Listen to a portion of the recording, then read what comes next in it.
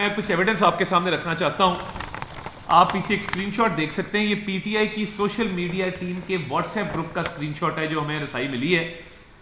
لیاقت چٹھا صاحب سے بات ہوئی ہے ابھی, وہ پنڈی اسٹیڈیم جا رہے ہیں. Please tell everyone be ready. یہ ارسلان بیٹے کی ایک میسج آیا ہے واٹس ایپ گروپ کے اندر, اور نہ صرف میسج آیا ہے, آگے کہا جا رہا ہے کہ جرنلسٹ کو بھی لوپ میں رکھا جائے. حامد, عمران, صدیق, یہ 3 نام انہوں نے لکھے ہیں, اور ساتھ کہہ رہے ہیں کہ موعد بھائی, صابر, شاکر اور وجاہت خان کو بھی آن بورڈ کر لیں. اور اس کے بعد انہوں نے کہا جی ہمارا آلریڈی بات ہو گئی اور ہم یہ ٹرینڈ چلانے لگے ہیں, ساڈا حق ایتھے رکھ, اور ٹرینڈ یہی رہے گا, نو چینج ان پلان. اب مجھے یہ بتائیے کہ کیا لیاقت چٹھا صاحب نے, جو کل ان کا 8 دن بعد ضمیر جاگا اور انہوں نے پہلے خودکشی کی کوشش کی, پھر خودکشی کی کوشش کو ترک کیا, اور اس کے بعد پلان کیا کہ میں جا کے جو ہے وہ دھاندلی کو ایکسپوز کروں گا. آپ آر او بھی نہیں ہیں, آپ ڈی آر او بھی نہیں ہیں, اور آپ یہ کہتے ہیں کہ جی دھاندلی ہوئی ہے. دیکھیں, لیگلی سپیکنگ آپ کے پاس 2 طرح کے ثبوت ہوتے ہیں, یا دستاویزی ثبوت ہوتا ہے, ڈاکیومنٹری ایویڈنس, یا آپ کے پاس ویڈیو ثبوت ہوتا ہے جس کی بنیاد پہ آپ کہتے ہیں کہ جی یہ فلاں دھاندلی ہوئی ہے. مجھے یہ بتائیے کہ یہ جو پی ٹی آئی کے لوگوں سے آپ کا رابطہ تھا, یہ تو اب ثابت ہو گیا نا, اس کو کوئی ڈینائی کر دے, یہ تو اوور ویلمنگ ایویڈنس ہے جو میں آپ کے سامنے پورے پاکستان کے سامنے ڈسپلے کر رہا ہوں کہ بھئی دھاندلی جس دن ہو رہی تھی آپ سوئے ہوئے تھے, آپ کو اس دن تو جاگ نہ آئی.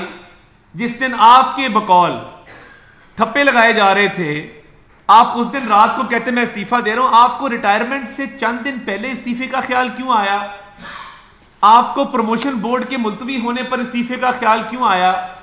آپ کے تانے بانے ارسلان, خالد اور سوشل میڈیا ٹیم سے نہیں ملتے, آپ کا جب دل کرتا ہے. اب آروز کی تصویریں چل رہی ہیں, کیا یہ آروز کی تصویریں چلانا, کیا یہ دہشت گردی نہیں ہے؟ کیا آپ آروز کی تصویریں چلا کے ان کو تھریٹ کرنا چاہتے ہیں؟ آپ یہ تاثر دینا چاہتے ہیں کہ مرضی کے نتیجے لیں گے؟ خیبر پختونخوا میں آپ جیتے, فری اینڈ فیئر الیکشن ہے. آپ گجرانوالہ, فیصل آباد میں آپ نے سیٹیں نکالی, فری اینڈ فیئر الیکشن ہے. لاہور میں دھاندلی ہوئی ہے, جہاں مسلم لیگ نون جیتے وہاں پہ دھاندلی ہے, اور جہاں پہ آپ جیتے وہاں دھاندلی نہیں ہے. یہ کام بند کر دیں. آپ نے جو آروز کی تصویریں لگائی ہیں افسوسناک ہے, قابل مذمت ہے. آپ کو شرم نہیں آئی؟ آپ اپنے آروز کی تصویریں کیوں نہیں لگاتے جہاں آپ جیتے ہیں؟ یعنی میٹھا میٹھا, ہپ ہپ, کڑوا کڑوا, تھو تھو, یہ جو جھوٹا بیانیہ بنانے کی کوشش کریں دھاندلی کا, یہ نہیں بکے گا, یہ نہیں چلے گا. ساری ایویڈنس آ چکی ہے, اور میں کچھ چند ویڈیوز بھی چلانا چاہتا ہوں. میں پریزنٹیشن ہے, آپ چلائیں ذرا. جہاں ہار گئے وہاں پہ جو ہے وہ جیت کا جشن منایا جا رہا ہے. یہ چلائیں جی, آواز کریں گے جی. ادھر جیت کا جشن ہے, ادھر ہار پہ دھاندلی کا رونا ہے. میرے پاس سارے فارم 45 کے موجود ہیں. ان کے مطابق میں 7,000 ووٹوں کے قریب یہ الیکشن اس حلقے کا جیت چکا ہوں. ہم اب آروز کو درخواست دے رہے ہیں کہ فوراً ریفرم کرایا جائے, آج ہی کرایا جائے, اور یہ معاملہ کسی طرح اگلی چلائیں جی, عامر ڈوگر والی چلائیں.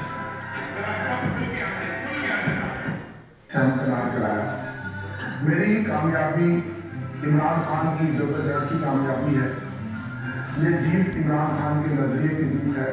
میں تقریباً 18 سے 20 سال کی لیڈ میں جیت رہا ہوں, اور مجھے ہرانے کی پوری کوشش کی جا رہی ہے. یہ بند کر دیں جی پلیز.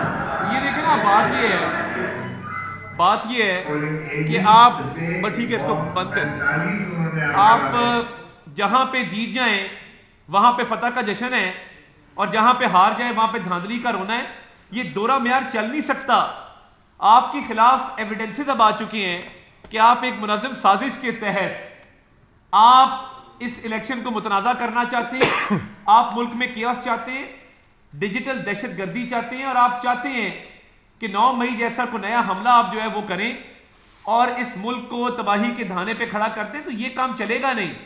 اور میں یہ سمجھتا ہوں کہ یہ جو آپ کرنے جا رہے ہیں, آپ نے پہلے بھی جس طرح ملک کی معیشت کو نقصان پہنچایا, آئی ایم ایف کی ڈیل کو سابوٹاج کرنے کی کوشش کی, آپ کے لوگوں نے وزرائے خزانہ جو آپ کے صوبوں میں بیٹھے تھے انہوں نے لیٹر لکھے, اس ملک کو دیوالیہ کرنے کی پوری کوشش کی. وہ تو نواز شریف کی قیادت میں شہباز شریف صاحب بیٹھے تھے جنہوں نے آئی ایم ایف کا معاہدہ فائنل کر دیا, اور ہم کسی مقام پہ پہنچ گئے.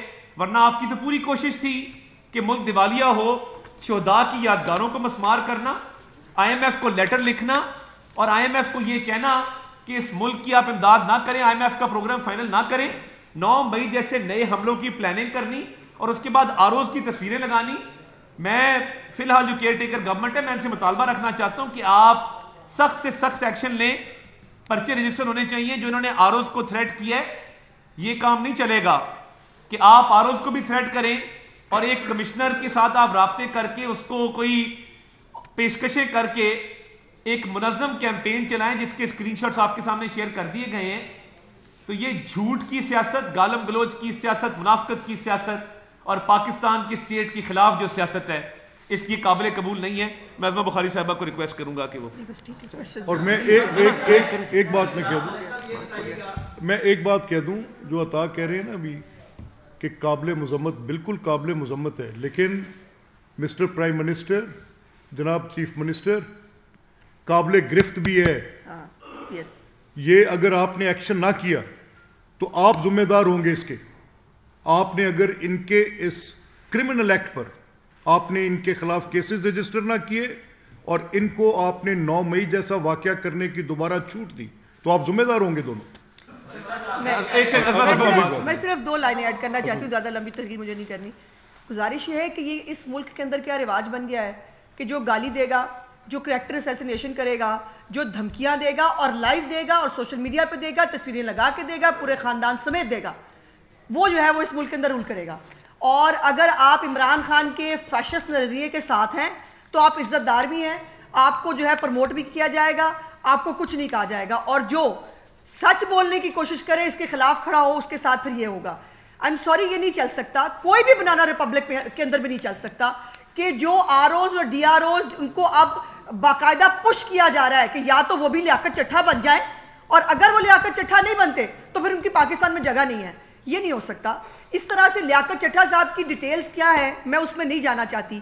ان کے کتنے جھوٹ پکڑے گئے ہیں 24 گھنٹے کے اندر. جھوٹ بولا کہ جو ہے وہ دھاندلی ہوئی، جھوٹ بولا میں نے 50,000 جو ہے ہم نے لیڈ مینج کی، جھوٹ بولا میں سارے معاملات کو دیکھ رہا تھا، جھوٹ بولا ڈی آروز میرے ساتھ تھے، سب لوگ آ کے کل بتا کے گئے ہیں کہ ان کا کوئی رول نہیں تھا، جھوٹ بولا کہ قاضی فائزہ شامل ہے، جھوٹ بولا چیف الیکشن کمشنر ہم سے دھاندلی کرا رہا تھا. یہ کوئی طریقہ ہے کہ آپ نے پہلے الیکشنز اور پھر 2018 کے الیکشن آر ٹی ایس کے ذریعے چوری ہو، لیکن تب کوئی نہیں بولا. 2013 کے الیکشن جب نون لیگ جیتی تھی تب افضل خان آیا تھا، اب یہ افضل خان پیارے 2 آ گیا ہے. اب یہ پیارے افضل 2 جو ہے یہ آ کے ایک نیا کارنامہ اور ایک نئی سٹوری جو ہے وہ دکھا. وہ بھی پٹی تھی 2013 کی سٹوری، وہ کہاں اردو بازار 35 پنکچر، اور اب یہ نئی چٹھا صاحب جو ہے. چٹھا صاحب کے کیا معاملات اور کیا طریقہ کار ہیں یہ میں اس ڈیٹیل میں نہیں جانا چاہتی. لیکن یہ بھی بات کہی جا رہی ہے کہ چٹھا صاحب نے پریس کانفرنس سے پہلے اسلم اقبال سے ملاقات کی ہے. یہ ملاقات جو ہے، اور یہ ہم نے جیسے کل کہا تھا کہ ریکارڈ نکالیں. لیاقت چٹھا صاحب جو ہے پیچھے بہت دن نہیں 3-4 دن پہلے سے وہ کس سے رابطے میں تھے، اور یہ چیٹ دکھا دی آپ کو باقاعدہ. اب یہ یا بشرا بی بی کے موکلان نے بتایا ہوگا ان کو کہ لیاقت چٹھا صاحب جا رہے ہیں تقریر فرمانے، یا جو ہے وہ پھر اسلم اقبال صاحب کا جو رابطہ تھا اس سے پتہ چلا ہوگا کہ یہ جو ہے یہ پریس کانفرنس کرنے جا رہے ہیں. تو یہ میڈیا کا زمانہ ہے، ہر چیز ریکارڈ بھی ہوتی ہے اور وہ پتہ بھی چل جاتی ہے. اور میں بالکل اگری کرتی ہوں، یہ دوبارہ سے یہ اتفاق نہیں ہے. 1971 کی بار بار پی ٹی آئی بات کر رہی تھی الیکشن سے پہلے، ہمیں مینڈیٹ ملا تو ٹھیک ہے، ورنہ 1971 ہو جائے گا خدا نخواستہ. اب دوبارہ سے اسی طرف چیزوں کو، حالات کو لجایا جا رہا ہے، نارکی پیدا کی جا رہی ہے جس کا پاکستان قطعی طور پر متحمل نہیں ہے. باری باری